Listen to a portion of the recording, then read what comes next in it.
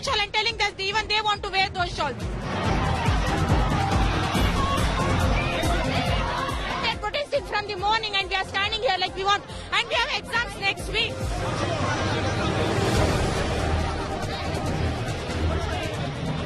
Said me to get out without wearing you have to come without wearing this scarf. This is something else. This is something else. Hijab, this is not a piece of cloth. For them it is like a piece of, but this is something else. We cannot just give up.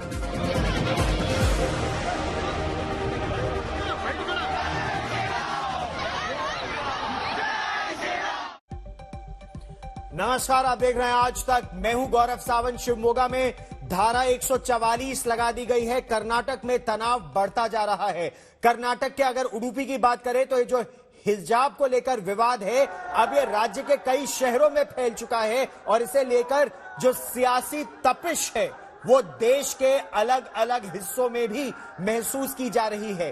ये तस्वीरें देखिए, मांड्या में हिजाब पहनी एक लड़की को जब छात्र छात्राओं ने जय श्री राम के नारे लगाए, ये लड़के आप देखिएगा जय श्री राम के नारे लगा रहे हैं, तो लड़की ने भी अल्लाह अकबर का नारा लगाया और ये बवाल चलता रहा। इन तस्वीरों को गौर से देखिए और सुनिए।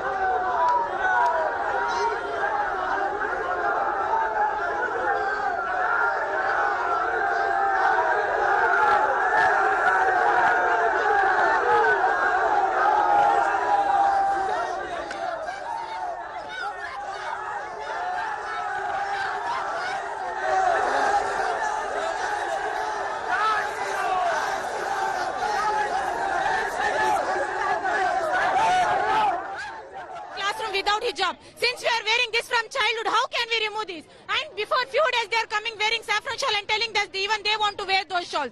How come they wear? We are wearing this from the beginning. If they had informed us in the beginning, we would left the college and joined some other college where we are allowed to wear scarf. And they are protesting from the morning and we are standing here like we want. And we have exams next week. We want to study for exam and those. They didn't allow us to write exam, practical exam. I had practical exam. They said to get out without wearing scarf. You have to come inside. Exam today morning from 9 to 10:45. They said me to get out without wearing you have to come without wearing this scarf. That to annual practical exam. Why they are doing like that? Ma'am, we don't think we cannot give up. This is something else. This is something else. Hijab, this is not a piece of cloth. For them it is like a piece of, but this is something else. We cannot just give up. We are not ready to give up. कल principal ने बोला था कि कोई भी हिजाब पहन के क्लास में या कॉलेज में नहीं आएगा बोल के, बट आज सब हिजाब पहन के क्लास में आकर उनको छोड़ रहे हैं, बट हमको अंदर आने को नहीं छोड़ रहे। इसके लिए हम इधर से आ गए अंदर प्रोटेस्ट कर रहे हैं। सो इक्वालिटी चाहिए हमको, इक्वालिटी चाहिए। वो भी हिजाब नहीं पहनेंगे और हम भी नहीं पहनेंगे, वो पहना तो हम भी पहनेंगे उतने। We were wearing from childhood. Now they can't say no. We can't wear that. Talking to us regarding the same. Go inside the classroom without hijab.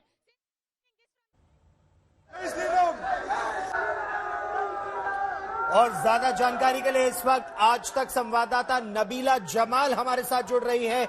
Nabila, ये एकाएक विवाद इतना ज्यादा कैसे बढ़ गया? हिजाब को लेकर या बुर्का पहने पढ़ने आती है छात्राएं, एकाएक ये मसला कैसे बढ़ा?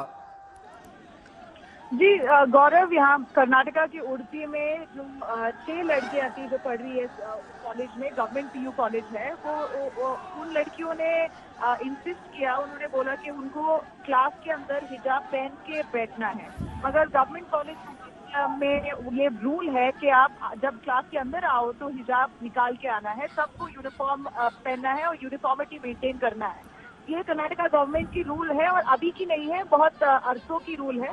मगर हालांकि जब रूल है फिर भी बहुत सारे इंस्टीट्यूशंस उनके पर्सनल इक्वेशन के ऊपर नेगोशिएट करके बहुत सारे स्टूडेंट्स को अलाउ करते थे पहले। इतने साल तक अलाउ करते थे। बहुत सारे सीनियर्स हिजाब पहना है, उन्होंने स्कार्फ पहना है और पहन के ही बैठा है क्लास में।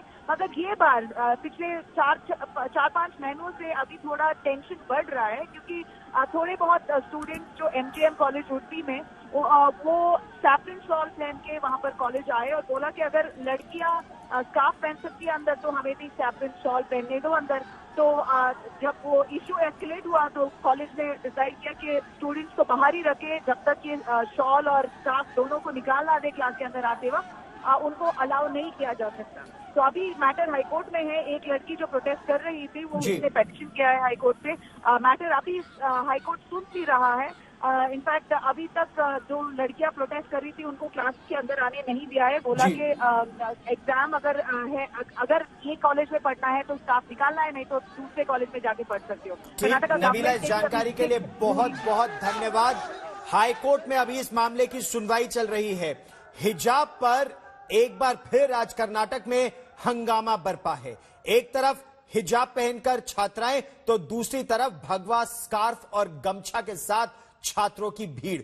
उडुपी से लेकर चिकमंगलूर तक, शिवमोगा से लेकर मांड्या तक, कर्नाटक के शहर शहर में आज हिजाब के समर्थन और विरोध में प्रदर्शन हो रहा है। और इस बीच सरकारी कॉलेजों में हिजाब पर बैन के खिलाफ हाईकोर्ट में एक अर्जी दाखिल की गई है और इस अर्जी पर सुनवाई इस समय जारी है, जहां कोर्ट ने साफ कहा है कि कोर्ट भावनाओं से नहीं, कानून पर आगे जाएगा।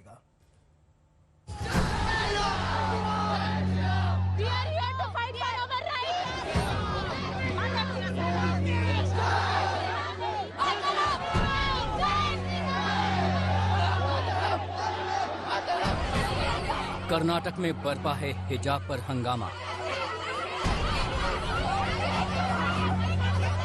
एक तरफ केसरिया बाना और अंग वस्त्रम के साथ छात्र और दूसरी तरफ हिजाब में लड़कियां। ये तस्वीर उडुपी के महात्मा गांधी मेमोरियल कॉलेज की है।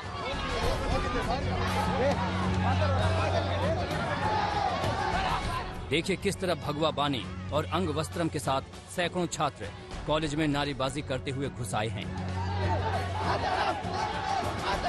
उनके निशाने पर हैं वो लड़कियां जो हिजाब में कॉलेज पहुंची हैं। भगवा वस्त्रधारी छात्रों की भीड़ जैसे ही पहुंचती है, लड़कियां पीछे हटने लगती हैं।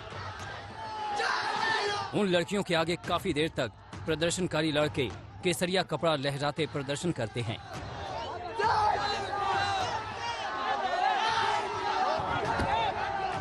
हम अभी MGM पे खड़े हैं। ये यहाँ का बहुत फेमस एक कॉलेज है।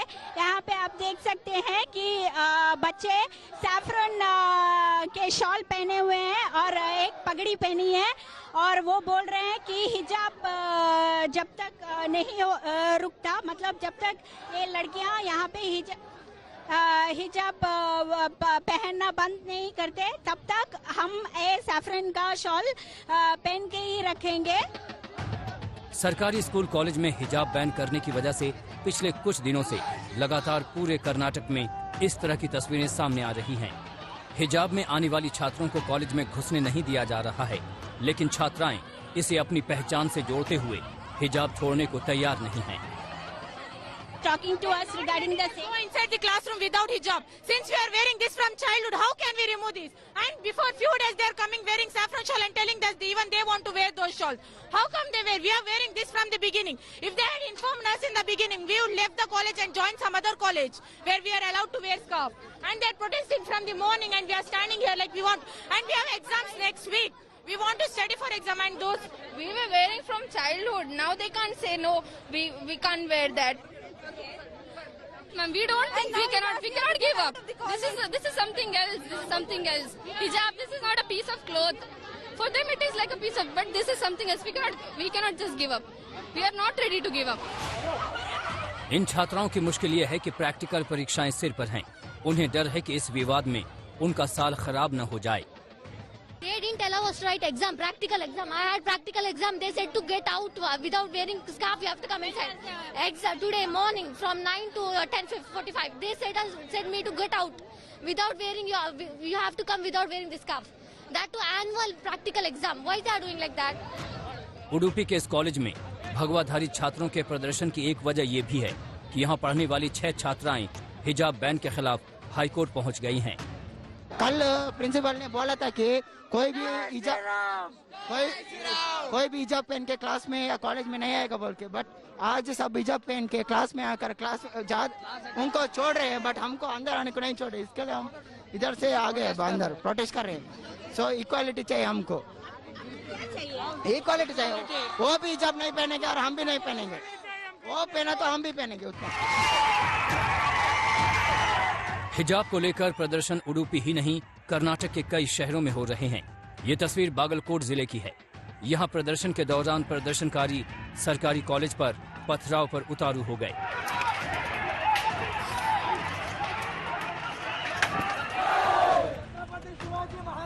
कर्नाटक के शिवामोगा की ये तस्वीर देखिए। यहाँ केसरिया बनाम हिजाब संग्राम छिड़ा हुआ है। गले से केसरिया गमछा लटकाए छात्र यहाँ जबरदस्त नारेबाजी करते नजर आ रहे हैं।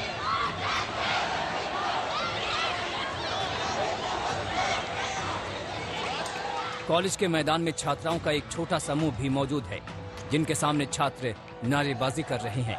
वहां खड़ी पुलिस मूक दर्शक बनी हुई है।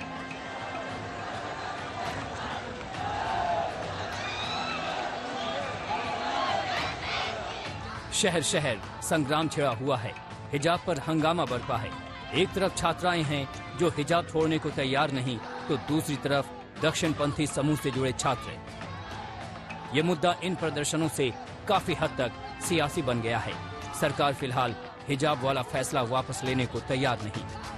उडुपी से शिवा मूर्ति के साथ आज तक ब्यूरो। उत्तर प्रदेश के चुनावों में AIMIM के मुखिया और सांसद असदुद्दीन ओवैसी भी खूब सुर्खियां बटोर रहे हैं। उन पर हुए हमले के बावजूद उन्होंने सरकार से Z कैटेगरी सुरक्षा लेने से इनकार कर दिया है। हमले के बहाने उन्होंने सिटीजनशिप अमेंडमेंट एक्ट का मुद्दा उठाया। यही नहीं, अमरोहा की रैली में असदुद्दीन ओवैसी पूरे फॉर्म में नजर आए।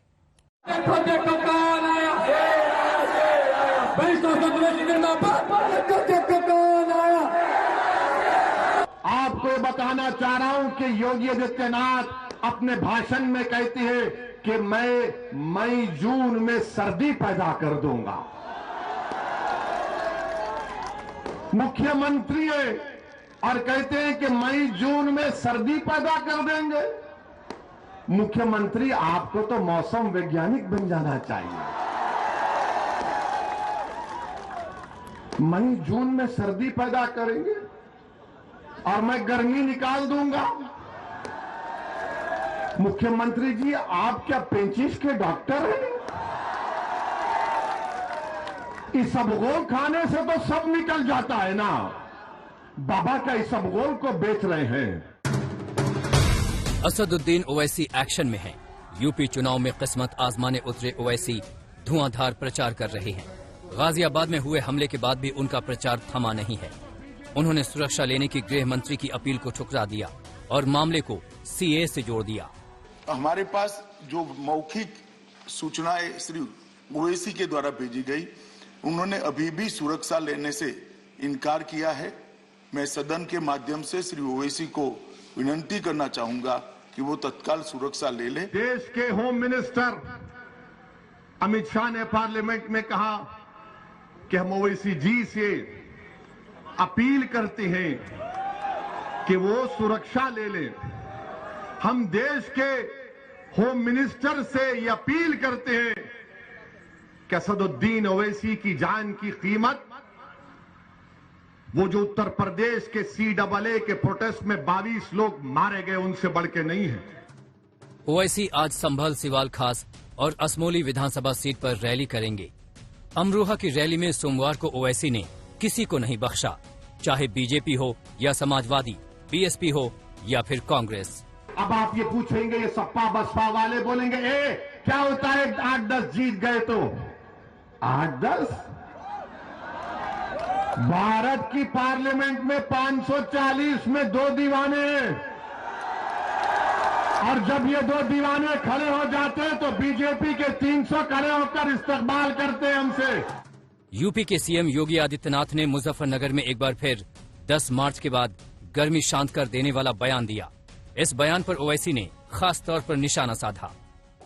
भाइयों बहनों, मैंने यही कहा था, मैंने कहा लगता है अभी पहली बार बिल से निकले हैं, कुछ गर्मी ज्यादा लग रही है। ये गर्मी भी 10 मार्च के बाद शांत करवा देंगे, फिर से शांत करवा देंगे। हमने जो गर्मी पैदा की है वो सच्चाई की बुनियाद पर, हकीकत की बुनियाद पर, गैरत की बुनियाद पर, इज्जत को हासिल करने के लिए, मुकाम को हासिल करने के लिए, हिस्सेदारी को हासिल करने के लिए हमने ये गर्मी पैदा की है। बाबा सुन लो, अगर हम मर भी गए ये लोग हमारे पैगाम को लेकर सुबह क़यामत तक चलते रहेंगे। उत्तर प्रदेश ओवैसी पर लगातार वोट कटवा होने का आरोप लगता है। इसका भी उन्होंने सीधा जवाब दिया। राहुल गांधी अमेठी हार गए, केरल चले गए। ओवैसी बिहार वाली कामयाबी यूपी में दोहराना चाहते हैं, लेकिन ओवैसी की मौजूदगी से समाजवादी पार्टी खास तौर पर सशंकित है कि कहीं ओवैसी मुस्लिम वोट काटकर उनका खेल न बिगाड़ दे। बीएस आर्या, अमरोहा, आज तक।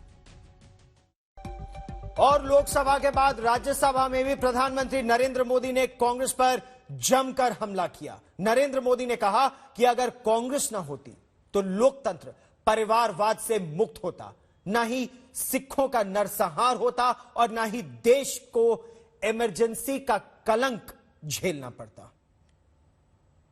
कांग्रेस ना होती तो क्या होता, क्योंकि महात्मा गांधी की इच्छा थी। क्योंकि महात्मा गांधी को मालूम था कि इनके रहने से क्या क्या होने वाला है, और इन्होंने कहा था पहले से इसको खत्म करो, इसको बिखेर दो। महात्मा गांधी ने कहा था। लेकिन अगर ना होती महात्मा गांधी की इच्छा के अनुसार, अगर हुआ होता, अगर महात्मा गांधी की इच्छा के अनुसार कांग्रेस न होती तो क्या होता? लोकतंत्र परिवारवाद से मुक्त होता। भारत विदेशी चश्मे के बजाय स्वदेशी संकल्पों के रास्ते पर चलता। अगर कांग्रेस न होती तो इमरजेंसी का कलंक न होता। अगर कांग्रेस न होती तो दशकों तक करप्शन को संस्थागत बनाकर नहीं रखा जाता। अगर कांग्रेस न होती तो जातिवाद और क्षेत्रवाद की खाई इतनी गहरी न होती। अगर कांग्रेस न होती तो सिखों का नरसंहार न होता। सिखों का नरसंहार न होता। सालों साल पंजाब आतंकी आग में न जलता। अगर कांग्रेस न होती तो कश्मीर के पंडितों को कश्मीर छोड़ने की नौबत न आती। अगर कांग्रेस न होती तो बेटियों को तंदूर में जलाने की घटनाएं न होती।